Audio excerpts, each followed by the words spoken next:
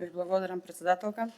Врз основа на член 156 став 4 од Деловникот на Собранието на Република Македонија предлагам Комисијата за финансирање и буџет да го поднесе и усвои следниот амандман. Во членот 21 во ставот 1 зборовите физичко лице се бришат, ставот 2 и ставот 3 се бришат. Со амандманот се бришат одредбите со кои надавателот на финансиски лизинг му се признава правото на надоместок за трошоци поврзани со предвремена отплата и со кое правото на предвремена отплата за правните лица беше условено од негово предвидување во договорот за финансиски лизинг. Со предложеното решение се воспоставува единствено право на предвремена отплата за сите корисници на финансиски лизинг, без оглед дали се физички или правни лица, без дополнителни трошоци.